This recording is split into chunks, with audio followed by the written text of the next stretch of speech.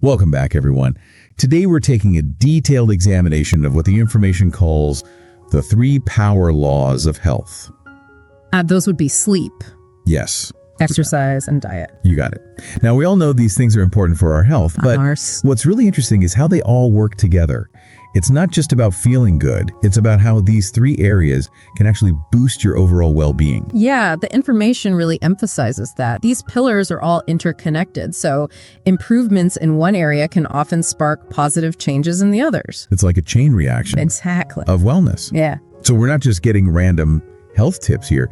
We're getting a roadmap for a healthier and happier life. Absolutely. So much to unpack here. I'm excited to detailed examination all of this. Cool too. Where do we even begin? Well, the information points to sleep as the foundation. Okay. Yeah. And it's not just about feeling rested, Right. Consistent sleep impacts everything. Everything. Everything, from your mood and your thinking to your physical performance and even your immune system. Wow. I've always been a little envious of those people who can function on like 4 hours of sleep. Oh, yeah. But you're making me rethink that whole I'll sleep when I'm dead attitude. Yeah. It's time to reclaim sleep as the essential function that it is. Yeah. The information actually highlights how consistent sleep patterns can even improve memory and lower the risk of chronic diseases. And it's not just about quantity, it's about quality and consistency too. So how do we become those like professional sleepers? Yeah. I know I should prioritize sleep, but actually making it happen is a whole other story. Any tips? Well, one interesting concept the information brings up is synchronizing eating and sleeping. Yep. Finishing your last meal 2 to 3 hours before bed can make a big difference. You could experiment with having dinner a bit earlier to give your body time to digest. That's a good point. I definitely notice a difference when I eat right before bed. Speaking of bedtime routines, what else can we do to wind down before sleep? I'll be honest, I'm pretty much glued to my phone until I pass out, which I'm guessing isn't ideal. Probably not. Instead of that late night scroll, imagine ending your day with a warm bath, some gentle yoga, or maybe even reading a physical book. Okay. This kind of pre-sleep ritual helps signal to your body that it's time to rest. So ditch the screens. Pretty much. What's the science behind that? Well, it all comes down to blue light. Okay. Screens emit blue light, which actually interferes with your body's production of melatonin. Melatonin? Yeah, that's the hormone that regulates your sleep-wake cycle. I never knew there was an actual biological reason behind avoiding screens before bed. Yeah. So it's not just about willpower, it's about hormones. Exactly. Okay, so screens out, calming activities in. Got it. What about the sleep environment itself? Any tips for creating a more sleep-friendly bedroom? Absolutely. The information emphasizes the importance of a cool, dark, and a quiet room. Yeah, that makes sense. Oh, and remember, the Sleep Foundation recommends at least 7 hours of sleep for adults. All right, so to recap the first power law, set a consistent sleep schedule even on weekends. Yes. Find that perfect pre-sleep ritual, something relaxing that doesn't involve staring at a screen. Right. And create a cool, dark, and quiet sleep sanctuary. I'm already feeling more relaxed just thinking about it. Good. Now let's move on to power law number 2. Exercise. All this talk about good sleep has me feeling energized and ready to move. That's the beauty of these interconnected power laws, and this is where things get really interesting.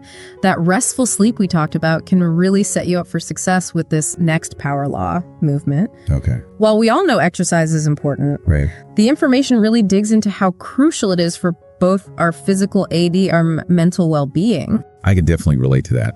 When I'm feeling stressed or down, a good workout always helps lift my mood. But finding the time and the motivation to exercise consistently can be a struggle. What are the real benefits we're talking about here? Beyond just, fitting into those jeans. Right, exactly. The information emphasizes that it's about so much more than just aesthetics. Okay. Regular physical activity can improve your cardiovascular health, strengthen your muscles and bones, and help manage your weight. But it also has profound effects on your mood, your cognitive function, and even your sleep quality. It's like this ripple effect of positive changes throughout your entire body. Okay, so it's about feeling good from the inside out. Exactly. I'm sold. But how do we actually make exercise a consistent part of our lives? What kind of exercise should we be aiming for? Well, the information suggests finding a balance between dedicated exercise and simply moving more throughout the day. Okay. It's not an all or nothing approach. So let's break that down. What exactly does dedicated exercise look like? The information recommends aiming for at least 30 minutes of moderate intensity exercise most days of the week. Hold on. What exactly is moderate intensity? Does that mean I need to be like gasping for air after every workout? Not at all. Moderate intensity means you're breathing harder than usual. Okay. Your heart rate is elevated, but you can still hold a conversation. Think brisk walking, jogging, cycling, swimming, dancing, or strength training. Got it. The key is to find activities you enjoy and that fit into your lifestyle. I like that. Find something you enjoy, schedule it, and aim for at least 30 minutes most days. Got it. And a reminder to everyone listening, always consult with your doctor before starting any new workout routine. That's a crucial point. Now let's talk about incorporating movement into your everyday life. This is especially important if you have a job where you're sitting for long stretches of time. Oh, tell me about it. I'm definitely guilty of that. What's the solution? The information actually provides some great practical tips. Stand up every 20-30 minutes. Okay. Consider a standing desk. Take the stairs instead of the elevator. These little bursts of activity can make a surprisingly big difference. Yeah, those are good tips. I like that. What about incorporating movement at work specifically? I'm picturing myself doing jumping jacks in the middle of the office. Maybe not jumping jacks, but even simple stretches at your desk can work wonders. Yeah. Neck rolls, shoulder shrugs, torso twists, they all help relieve tension and get your blood flowing. Yeah, okay. You could also take a quick walk around the office or even do a few sets of bodyweight exercises like squats or lunges. Okay, so the takeaway here is to move it or lose it. Choose enjoyable activities, schedule them and start small, and gradually increase the intensity and duration as you get fitter. And don't forget those mini movement breaks throughout the day. All this talk about exercise is making me hungry. Which brings us perfectly to power law number 3, diet. You read my mind. It's time to delve into the often confusing world of nutrition. Yes. The world of nutrition can feel like a minefield. So many conflicting opinions and fad diets out there. Where do we even begin? You're absolutely right. It can be overwhelming, but the information emphasizes that building healthy eating habits doesn't have to be about deprivation or relying solely on willpower. It's about creating systems that set us up for success. Okay. I'm intrigued. Tell me more about these systems. Well, for starters, think about your environment. If you're constantly surrounded by unhealthy snacks, it's going to be that much harder to resist temptation. True. So one simple but powerful change is to avoid keeping those tempting treats at home or in your workspace. Out of sight, out of mind. Exactly. Another helpful strategy is to establish a no-food window after dinner. This can help prevent those late-night cravings and give your body a chance to rest and digest. I know it can be tough, especially when you're used to snacking in the evenings, but the benefits are worth it. I'll admit late-night snacking is my weakness, but I'm willing to give this no-food window a try. What about specific dietary patterns? Is there a best way to eat for optimal health? The information highlights the Mediterranean-style eating pattern as a really solid approach. It focuses on whole, unprocessed foods like fruits, vegetables, whole grains, legumes, nuts, seeds, and lean protein. So basically real food, not processed junk. Pretty much. That makes sense. Can you give us some examples of what a Mediterranean-style meal might look like? Absolutely. Picture grilled salmon with roasted vegetables, a hearty lentil soup with whole grain bread, or a colorful Greek salad topped with chickpeas. It's about embracing fresh, flavorful ingredients and simple preparations. Those sound delicious. I'm already feeling inspired to get in the kitchen. That's the spirit. And not only are those meals packed with nutrients, but the information also points to numerous studies showing that the Mediterranean diet can reduce the risk of heart disease, type 2 diabetes, and certain cancers. So it's not just about feeling good in the moment, but also about promoting long-term health. Exactly. I'm definitely on board with that. And speaking of healthy choices, let's not forget about healthy fats. Oh, right. Olive oil, avocados, fatty fish. Yeah. Those are your friends. Good to know. So it's all about embracing those whole foods, enjoying those healthy fats, and limiting processed foods, sugary drinks, and red meat. It sounds like a delicious and sustainable way to eat. You got it. And while we're on the topic of healthy choices, it's important to mention the impact of substance use. Yes. I think we all know that excessive alcohol and smoking can undermine our efforts to improve our diet and overall health. Right. It's all about making choices that support your well-being goals.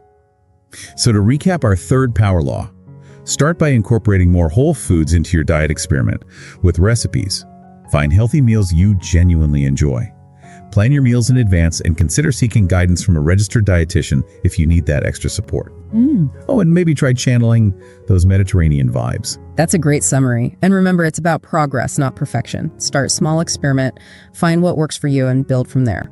I love that. We've covered a lot of ground in this detailed examination of the 3 power laws of health. We have. Sleep, exercise, and diet. These are the pillars that support a vibrant and fulfilling life. Welcome back to our detailed examination of the 3 power laws of health. Sleep, exercise, and diet. We've covered a lot of ground. We have.